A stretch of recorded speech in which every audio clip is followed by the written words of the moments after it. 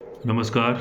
सभी देशवासियों को राष्ट्रीय किसान दिवस की बहुत सारी शुभकामनाएँ।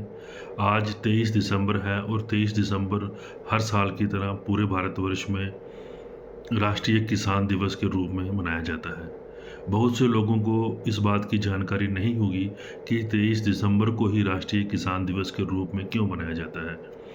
तो मैं उनके साथ ये जानकारी साझा करूँ कि 23 दिसंबर देश के भूतपूर्व प्रधानमंत्री, 5वें प्रधानमंत्री चौधरी चरण सिंह जी, उनका जन्म दिवस है। और चौधरी चरण सिंह जी पूरी उम्र खेत खेत में काम करने वाले किसानों के लिए, उनकी भलाई के लिए काम करते रहे और इसीलिए उनका जो हमारे देश की कृषि और किसानों के उत्थान में जो योगदान रहा, उसको रिकॉग्नाइज़ करने के लिए 23 दिसंबर उनका जो जन्म दिवस है, उसको नेशनल फार्मर्स डे के रूप में मनाया जाता है। तो मैं चौधरी चरण सिंह जी की जीवन के बारे में कुछ आपको बताऊं कि इनका जो जन्म था आज ही के दिन 1902 में 1902 में उत्तर प्रदेश के मेरठ ज़िले के एक छोटे से गांव नूरपुर में हुआ। तो ये एक किसान की फैमिली से इनका ताल्लुक़ था। फिर जब ये पॉलिटिक्स में आए तो उत्तर प्रदेश की सरकार में ये मिनिस्टर रहे, कई डिपार्टमेंट को इन्होंने हैंडल किया।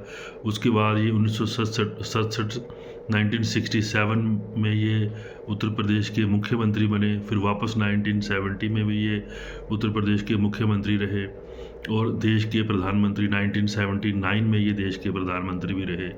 चाहे ये यूपी सरकार में मंत्री रहे, चाहे ये यूपी सरकार के मुख्यमंत्री रहे या ये देश के प्रधानमंत्री रहे, इन्होंने बहुत से ऐसे कानून निरस्त किए, वो जो कानून जो हमारे देश के किसानों के लिए फ़ायदेमंद नहीं थे, और बहुत से नए ऐसे कानून बनाए जो कि हमारे देश के किसानों के लिए फ़ायदेमंद थे।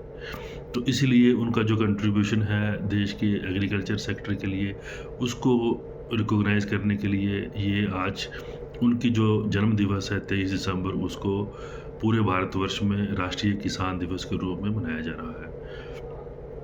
तो इसके साथ साथ मैं अपने किसान भाई जो हैं उनको ये बताऊं कि आज देश को आज़ाद हुए 75 साल से भी ज़्यादा हो गए हैं। इन 75 सालों में देश ने बहुत ज़्यादा तरक्की की है।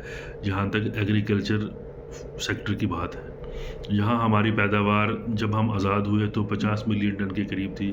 आज वही हमारी फूड ग्रेन की जो प्रोडक्शन है वो 330 मिलियन टन के करीब हो गई है। यानी कि हमने 6 से 7 गुना अपने जो अनाज है फूड ग्रेन्स, उसमें हमने बढ़ावा किया है। इसी तरह जो हमारी हार्टिकल्चर प्रोड्यूस है, उसमें भी हमने 11 से 12 गुना जो है वो इजाफ़ा किया है। देश की आज़ादी के साथ अगर हम आज की जो प्रोडक्शन है उसको कंपेयर करें तो मछली की पैदावार जो है उसमें हमने 16 से 17 गुना इजाफ़ा किया है। देश में जो अंडों की पैदावार है उसमें हमने 50 से 52 गुना जो है हमने उसमें इजाफ़ा किया है।